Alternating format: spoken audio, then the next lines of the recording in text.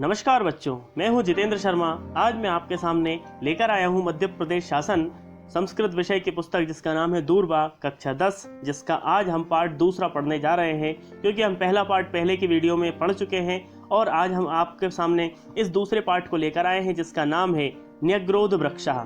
दोस्तों एवं बच्चों, आप सभी इस बात को ध्यान रखिए, इस पाठ को पढ़ने से पहले आप इसके शब्द अर्थ को पहले अच्छे से पढ़ लीजिएगा, तभी आपको ये पाठ बड़े अच्छे से समझ में आएगा।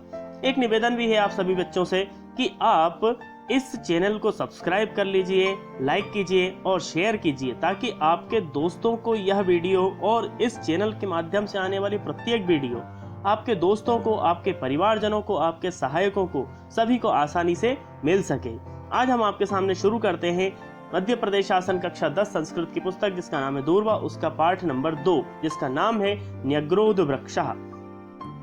बच्चों, न्यग्रोध वृक्षः इस पाठ का नाम है जिसका अर्थ होता है बरगद का वृक्ष। आप ध्यान रखिए, आपके शब्दकोश में एक और शब्द का इजाफा होता है, बढ़ावा होता है, जिसका नाम है न्यग्रोध वृक्षः अर्थात बरगद का वृक्ष। हम इसके ऊपर दी जाने वाली कुछ विषय वस्तु को पढ़ना चाहते हैं। वो कुछ इस प्रकार है। प्रकृति एव पर्यावरणम अस्ति। बच्चों, पहली लाइन है इसकी कि प्रकृति एव पर्यावरणम अस्ति। प्रकृति ही क्या है? पर्यावरण है। प्रकृति ही पर्यावरण है। पर्यावरण नाम क्या?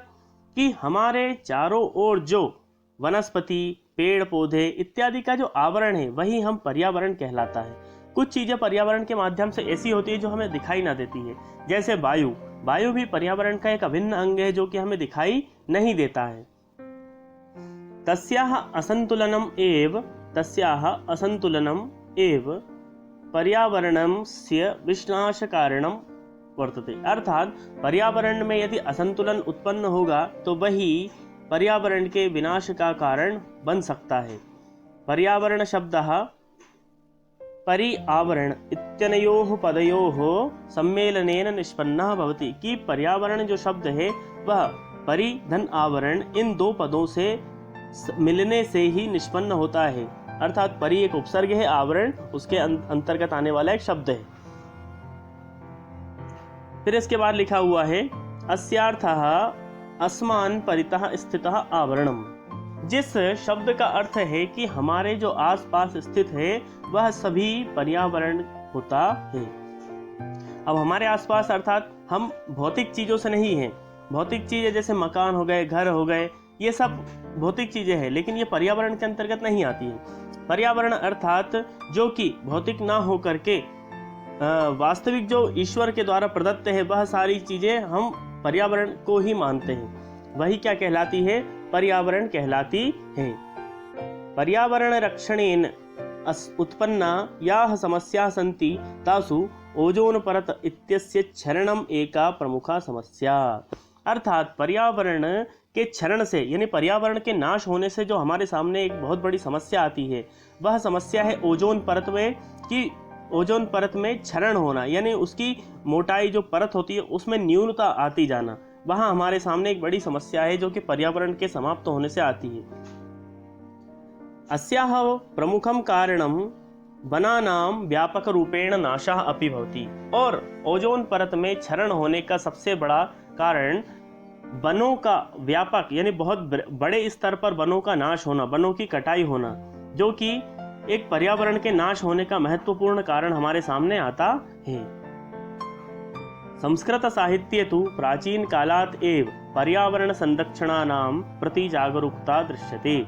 कि प्राचीन काल से ही हम लोग देख रहे हैं कि संस्कृत साहित्य में प्राचीन काल से ही पर्यावरण संरक्षण यानी पर्यावरण को बचाने के लिए बहुत सारी जागरूकता अभियान दिखाए गए हैं।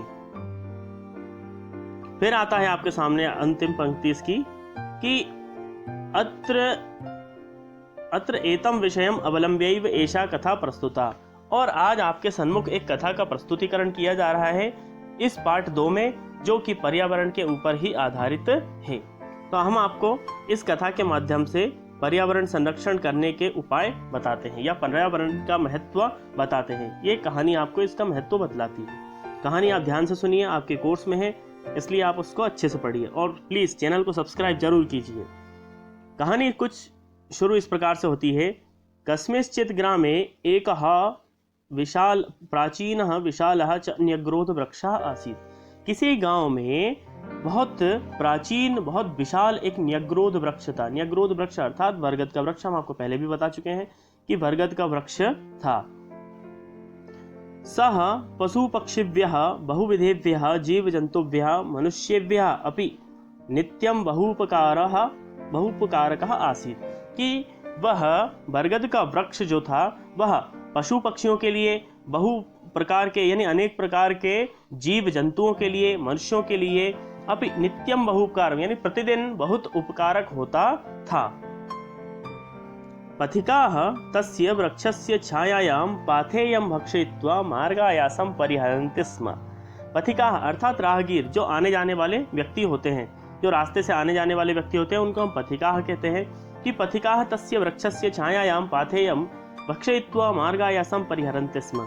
कि जो यात्रीगण रहते थे, राहगीर रहते थे, वह उस वृक्ष की छाया में छाया ग्रहण कर यानी आश्रय को ग्रहण करने के बाद मार्गायासं परिहरन्ति, फिर अपने रास्ते अगले जाते थे। पशवः छायार्थम वृक्षम इमं आश्रयन्ति स्म। जो पशु थे, वह पशु इस वृक्ष की छाया का आश्रय ग्रहण करते थे। पक्षिणः तस्य शाखासु नीडानि विरच्य वसन्ति स्म। जो भी पक्षी थे जो आसमान में उड़ते हैं, वह इस वृक्ष की छाया पर नीडानी अर्थात घोंसले बना करके उस पर वास करते थे, यानी उस पर रहते थे। फिर है अगला, सर्पाश्च तत्रत्येषु वल्मीकेषु वासं कुर्वन्ति स्म। यानी सर्प भी वहां पर उस बरगद की जड़ों के नीचे जो बिल होते थे, वल्मीक अर्थात बिल, जो सांप बिलों को बनाते थे, तो सांप भी उसके पेड़ के निचले हिस्से में बिल का निर्माण कर वहां पर वास करते थे, यानी अर्थात वहां पर रहते थे। एवं सह वृक्षः सर्वप्रियः सर्वहितकारी सर्वापेक्षितः च आसीत्। इस प्रकार से वह वृक्ष सभी का प्रिय था, सभी का हितकारी था और सभी की अपेक्षाओं पर खरा उतरने वाला वृक्ष वह था। यानी हर प्रकार के व्यक्ति को, पक्षियों को, जीव जंतुओं को उस वृक्ष की आवश्यकता थी।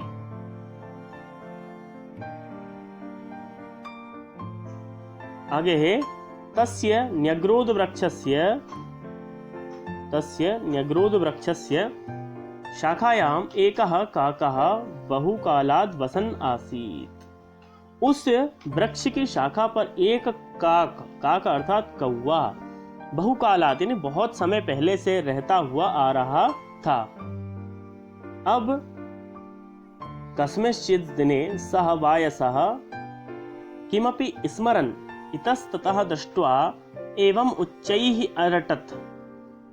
किसी दिन उस वायस ने, वायस शब्द का अर्थ भी होता है कौवा, काकः और वायसः दोनों ही एक ही शब्द के पर्यायवाची है।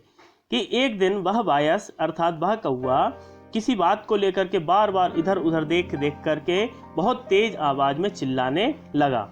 बहुत ही तेज आवाज में वह चिल्लाता हुआ जा रहा था। क्या चिल्ला रहा था? हे बंधवः श्रूयताम मे वचः। हे भाई बंधुओं, जरा मेरी बात को सुनो, मेरी बात सुनो। अहम अस्मिन् वृक्षे चिरात् वसामि, अहम अस्मिन् वृक्षे चिरात् वसामि, यानी कि मैं इस वृक्ष पर बहुत समय से निवास कर रहा हूँ। इसी मेरी बात सुनो आप लोग सभी। ऐसा बार बार चिल्ला चिल्ला कर कहने लगा। अतः अस्य उपरि ममैव अधिकारः वर्तते, इसलिए इस वृक्ष पर सिर्फ और सिर्फ मेरा ही अधिकार है, ऐसा वह कहने लगा। अयम मदीयः वृक्षः इति, यह वृक्ष सिर्फ और सिर्फ मेरा है। काकस्य ध्वनिः क्रमेण अंतरिक्षम अप्रशत, कौवे की ध्वनि धीरे धीरे अंतरिक्ष तक छूने लगी, इतनी तेजी से वह चिल्लाने लगा। अब कौवे की बात को सुनकर कौवे की काकस्य रटनं श्रुत्वा वृक्षस्य समीपे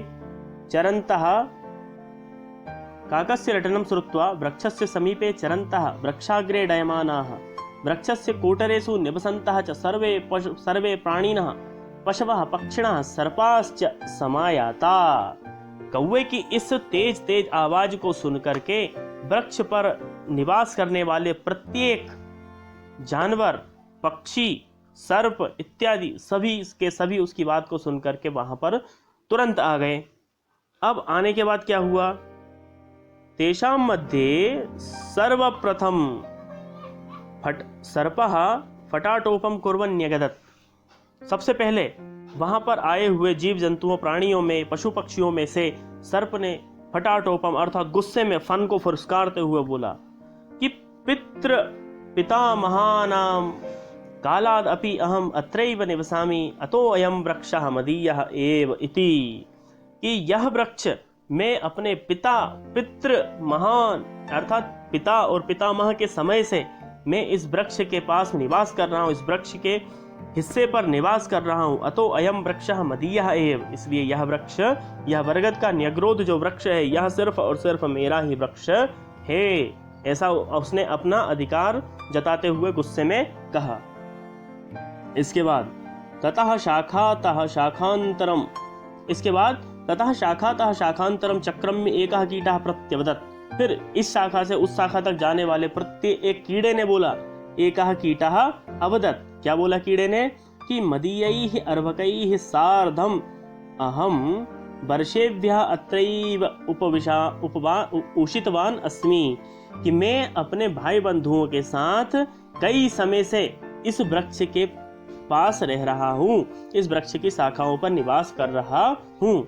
कीड़े क्योंकि छोटे जानवर होते हैं, इसलिए उनके बहुत हमेशा समूह में रहते हैं, तो उसका यही कहना था कि मैं अपने भाई बंधुओं के साथ कई समय से इस वृक्ष की शाखाओं पर निवास कर रहा हूँ। अतोयम वृक्षः ममैव, इसलिए यह वृक्ष जो है सिर्फ और सिर्फ मेरा है, इस वृक्ष पर सिर्फ और सिर्फ मेरा ही अधिकार है। ये बात सुनने के बाद अनंतरम शुकः, इसके बाद में शुक अर्थात तोता, इसके बाद में शुक बोला, अस्य वृक्षस्य फलानि खादन जन्मतः अहम अत्रैव वर्ते, कि मैं तो इस वृक्ष के फल खाते खाते ही इतना बड़ा हुआ हूँ, जन्म से ही मैं इस वृक्ष के फल खा रहा हूँ। ना हम इमम द्रुमम परित्यक्तुम इच्छामि, मैं तो इस वृक्ष की छोटी सी शाखा को छोड़कर भी यहाँ से कभी भी वापस नहीं जाऊंगा, ऐसा उसने कहा। मदीय एवायम न्यग्रोध वृक्षा इति उच्चैः अभणत्, उसने भी बड़ी तेज स्वर में कहा कि यह वृक्ष सिर्फ और सिर्फ मेरा ही है, इस वृक्ष पर सिर्फ और सिर्फ मेरा ही अधिकार है, ऐसा उसने कह दिया। ततश्च तत्रत्याः अपरिमिताः क्रमयः कीटाश्च अयं तरु अस्मदीयः एव इत्युक्त्वा वृक्षस्योपरि स्वं स्वं अधिकारं घोषयन् विचित्रतरं कोलाहलम् अकुर्वन्।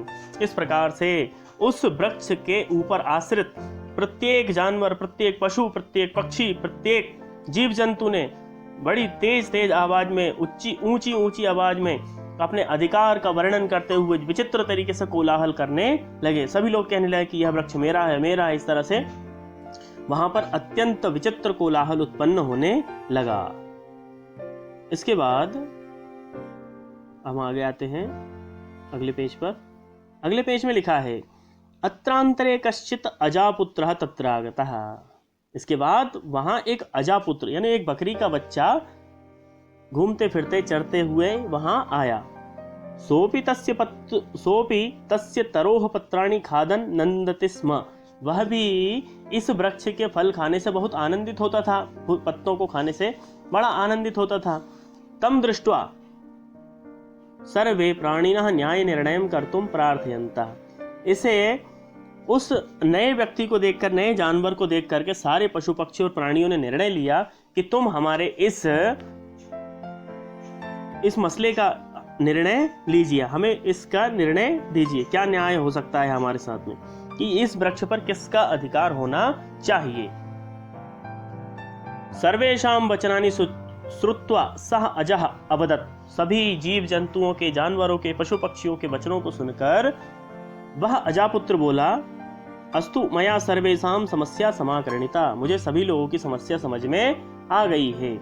इदानीं मम वचनानि यूयं शृणु। अब आप सभी के सभी एक साथ इकट्ठे होकर के मेरे वचनों को ध्यान से सुनिए। अब आप ध्यान दीजिएगा, यहाँ पर्यावरण से संबंधित क्या बात आप सभी के सामने उत्पन्न होती है। काश्चन शाखा काकेभ्यः, हम सभी किसी शाखा को कौवे को दे देते हैं।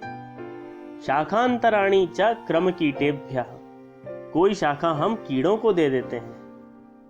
मूलम सर्वेभ्यः, जो उसका तना है वो तना सभी का। अनेन प्रकारेण सर्वेभ्योपि वृक्षम विभज्य दापयिष्यामि, इस प्रकार से मैं आप सभी को वृक्ष को काट करके प्रत्येक व्यक्ति को अपना अपना हिस्सा दे दूंगा, ऐसा उसने निर्णय लिया। अस्मिन् ग्रामे कश्चित् वृक्षच्छेदकः मे मित्रमस्ति, यहाँ पर पास ही के एक गांव में एक वृक्ष छेदक अर्थात लक्कड़हारा है, वो कि मेरा मित्र है। तम आह्वयामि इमं वृक्षम खंडशः कर्तुम, मैं आता हूँ, उसको लेकर के आता हूँ और इस वृक्ष के टुकड़े टुकड़े करने को कहता हूँ, उसके काटने को कहता हूँ, और काट कर प्रत्येक हिस्सा जो जिस जानवर का, जिस पक्षी का है, जिस पशु का है, वो उसको देने के लिए मैं उससे प्रार्थना करता हूँ। अजस्य निर्णयम सर्वैः स्वीकृतवन्तः, अज का निर्णय यानी उस बकरी के बच्चे का निर्णय सभी लोगों ने स्वीकार किया। अतः सर्वे भी वृक्षच्छेदकस्य समीपम गत्वा न्यग्रोध वृक्षम छित्त्वा तस्य भागानां वितरणार्थम प्रार्थयन्तः, इसीलिए सारे के सारे जीव जंतु, जानवर, पशु पक्षी इत्यादि सभी के सभी उस वृक्ष छेदक के पास गए, उस लकड़हारे के पास गए और जाकर के उससे वृक्ष को काटने के लिए कहने लगे, प्रार्थना करने लगे। परम सोयम काष्ठ भेदकः अवदत्, अब उस जो लकड़हारे ने जो बात कही है उस बात को आप सभी लोग ध्यान से सुनिए। उसने पर्यावरण और वृक्ष को बचाने के लिए कितना सही उपाय और उन लोगों की आंखें खोलने का क्या उपाय हो सकता था वह उसको बताया। उस काष्ठ छेदक ने कहा, अर्थात उस लकड़हारे ने कहा कि पूर्वम अहम वृक्षान छिन्नत्मि स्म, कि मैं पहले लकड़ी काटने का, लकड़ी छीलने का कार्य करता था, किंतु अधुना तादृशे कुत्सिते कर्मणि न व्यापारयामि, लेकिन मैंने आजकल या आज के समय में उस निंदित कार्य को करना छोड़ दिया है, या मैं इस तरह के व्यापार को करने में अब विश्वास नहीं रखता। क्यों नहीं रखते, अब आगे बताते हैं वो। वृक्षाणाम छेदनम महत् पापमिति मया अधिगतम अस्ति, वृक्षों को काटना एक बहुत बड़ा पाप है, ऐसा मुझे समझ में अच्छे से आ गया है। अतः न्यग्रोध वृक्षस्य छेदनम अहम न करिष्यामि, इसलिए इस बरगद के पेड़ का काटने का जो कार्य आप मुझसे कह रहे हैं वह मैं कदापि नहीं करूंगा। क्यों नहीं करेंगे? तथापि सर्वे प्राणिनः तम वृक्षम छेत्तुम यदा निर्बद्धम अकुर्वन् तदा स धीमान इदम्। अब जब इस मना करने के बाद भी सभी प्राणी, सभी पशु पक्षी उससे बार बार आग्रह करने लगे उस वृक्ष को काटने से, तब उस धीमान व्यक्ति ने कहा, धीमान अर्थात बुद्धिमान व्यक्ति ने उनको समझाते हुए कहा, अस्तु अस्तु तर्हि प्रथमं मे वचः शृणुत, यूयं सर्वेपि अनेन वृक्षेण उपकृताः एव। सबसे पहले मेरी बात सुनो और मेरी बात का जवाब दो कि इस वृक्ष ने हमेशा तुम सभी पर कोई ना कोई उपकार किया है या नहीं किया है। वृक्षस्य उपकारम स्वीकृत्य युष्माभिः कः प्रत्युपकारः कृतः, वृक्ष ने हमारे ऊपर इतने उपकार किए लेकिन हमने उसके बदले में उसको कभी कुछ दिया नहीं दिया। युष्माकं मध्ये कः वृक्षस्य जलसेचनम् अकरोत्, बताओ किन तुम सब में से आज तक कभी नहीं किसी भी जीव जंतु ने, पशु पक्षी ने इस वृक्ष को जल सेचन किया अर्थात पानी दिया नहीं दिया। कह तस्य रक्षणम विहितवान, आज तक आंधी से, धूप से, बारिश से किसी ने उसका रक्षण किया? न कोपि किंचिदपि अकरोत्, कभी भी किसी ने भी कुछ नहीं किया। वरुण देवः वृष्टिम वर्षति, वरुण देव जल बरसाते हैं, बारिश करते हैं। सूर्य देवः प्रकाशम प्रयच्छति, सूर्यदेव आप सभी को प्रकाश देते हैं। भूमाता वृक्षस्य आधारभूता, भूमाता अर्थात पृथ्वी ने वृक्ष को अपना आधार दिया, वृक्ष को अपने ऊपर स्थित किया। वायु अनिलम ददाति, वायु अनिलम ददाति अर्थात वायुदेव ने वायु दी इसको। ते सर्वे वृक्षम पालयन्ति पोषयन्ति रक्षन्तिश्च, इन सभी ने वृक्षों का पालन किया, पोषण किया और उसका रक्षण भी किया। किंतु ते न कदापि मम अधिकारः इति वर्तते इति अवदन्, कि उन सब ने तो कभी इसके विषय में कुछ कहा ही नहीं। सूर्य देव ने आज तक कभी कहा नहीं कि मैं इसको प्रकाश देता हूं तो इस पर मेरा अधिकार है। वायु देवता ने कभी कहा नहीं कि इसको मैं वायु देता हूं तो इस पर मेरा अधिकार है। जल देवता ने आज तक कभी ये नहीं कहा कि मैं इसको जल देता हूं तो इस पर मेरा अधिकार है। ते सर्वे परोपकारिणः, वे सब क्या है? परोपकारी हैं। उन्होंने कभी पर उपकार करने के बाद में अपना एहसान कभी उस पर नहीं बताया या अधिकार कभी उस पर नहीं बतलाया। फिर परम यूयम सर्वे परापकारिणः वृक्षस्य साहाय्यं स्वीकृत्य तमेव नाशयितुं कृतसंकल्पा यूयम स्वाश्रयम् एव नाशयत्। किंतु हम सब जो उसके परोपकार पर जी रहे हैं, हम वृक्ष पर इतने परोपकार नहीं किए हैं जितना वृक्ष ने हमारे ऊपर इतने परोपकार किए हैं, लेकिन फिर भी हम उसी को नाश करने का कह रहे हैं, उसी को काटने का कह रहे हैं। ऐसा संकल्प करके आए हैं। और इस प्रकार के संकल्प से नुकसान किसका है? सबसे ज्यादा तो इस प्रकार के संकल्प से हमारा ही नुकसान है। क्यों? क्योंकि हम अपना ही आश्रय नाश करने जा रहे हैं। तुम लोग तो बहुत बड़े मूर्ख हो। ऐसा करके लखड़हारे ने उनको बहुत समझाया और समझाने के बाद उनको कहा कि इस वृक्ष को काटने से वृक्ष को कोई नुकसान नहीं है, लेकिन नुकसान सबसे ज्यादा तुम्हें ही है। कौवा कहाँ आकर के बैठेगा? सांप जो है वो कहाँ रहेगा? जो कीड़े हैं छोटे छोटे, ये कब सब कहाँ रहेंगे? तुम सब अपना ही आश्रय नाश करने पर तुले हुए हो। अस्मिन वृक्षे छिन्ने सति यूयम कुत्र गमिष्यत्, इस वृक्ष के कट जाने पर बताओ तुम सब कहाँ जाओगे? ऐसा कहकर के उन्हें समझ में आई बात और उन्होंने कहा सर्वमिदं श्रुत्वा पशु पक्षिणः आम सत्यम, सारे के सारे पशु पक्षियों ने, जानवरों ने सुनकर के बाद कहा हाँ तुम सत्य कहते हो। वयम स्वकर्तव्यम विस्मृत्य अधिकारार्थम कोलाहलम कुर्मः, कि हम लोग अपना कर्तव्य भूलकर अपने अधिकार के लिए बार बार चिल्ला कर हम कोलाहल कर रहे हैं। ये बहुत ही गलत बात, हम लोगों के लिए बहुत शर्म की बात होनी चाहिए। वृक्षः प्रकृति प्रदत्तः वरः, वृक्ष तो प्रकृति प्रदत्त है, वृक्ष कोई भौतिक नहीं है, वृक्ष तो प्रकृति के द्वारा दिए गए हैं। सह न कस्यापि एकस्य संपत्ति भवितुम अर्हति, वह किसी एक व्यक्ति की संपत्ति नहीं हो सकती। हमारा किसी पर्सनल किसी भी व्यक्ति का या किसी जानवर का, किसी पशु पक्षी का उस पर एक का अधिकार नहीं हो सकता।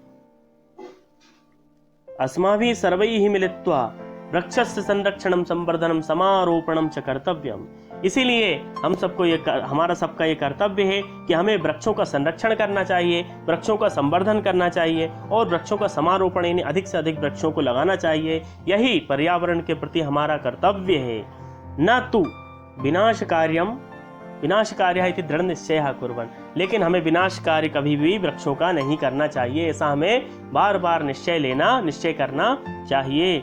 अस्माभिः मानवैः अपि वृक्ष संपत् वर्धनीयाननु, और हम सब में मानवों को भी यह वृक्ष रूपी संपत्ति का ध्यान रखना चाहिए, क्योंकि वृक्ष भौतिक नहीं है, वृक्ष पर्यावरण है, वृक्ष प्रकृति के प्रदत्त है, वृक्ष किसी एक व्यक्ति की, एक जंतु की संपत्ति नहीं है। इसलिए हमें इस बात का बार बार अच्छे से ध्यान रखना होगा कि हम जितना हो सके वृक्षों का अधिक से अधिक ध्यान रखें, पर्यावरण को संरक्षित करें, अधिक से अधिक वृक्ष लगाएं, जिससे हमें आने वाली समस्याओं का समाधान बड़ी आसानी से मिल सके। क्योंकि वर्तमान समय हम देख रहे हैं कि वृक्षों की कमी होने के कारण हमारे ओजोन परत में जो क्षरण होता जा रहा है वो हमारे सामने एक बहुत बड़ी समस्या है। तो बच्चों, इस पाठ के माध्यम से हमें आशा करते हैं कि आपको एक सीख मिली होगी कि हमें पर्यावरण को किस तरह से बचाना है, पर्यावरण का ध्यान रखना है और पर्यावरण को संरक्षित, संवर्धित और समारोपित भी करना है। बच्चों, यदि आपको ये वीडियो पसंद आई हो, ये पाठ अच्छे से समझ में आया हो, तो आप अपने दोस्तों के साथ इस चैनल को अवश्य शेयर कीजिएगा, क्योंकि इस चैनल के माध्यम से आप लोगों को मैं प्रत्येक पाठ की अच्छे से विस्तार से डिटेल दूंगा और आप लोग घर बैठे भी इस सारी समस्याओं को बड़ी आसानी से सुलझा सकते हैं। और हम आगे भी आपको पार्ट 3 कुछ ही दिनों में आपको इस कक्षा 10 का संस्कृत विषय दूरवा का पार्ट 3 हम आपको जल्द ही उपलब्ध करा देंगे। तब तक आप इंतजार कीजिए, इस पार्ट को अच्छे से पढ़िए। मैं हूं जितेंद्र शर्मा। आप बार बार मैं इस बात को कहता हूं कि इस चैनल को सब्सक्राइब कीजिए और सब्सक्राइब कीजिए। धन्यवाद।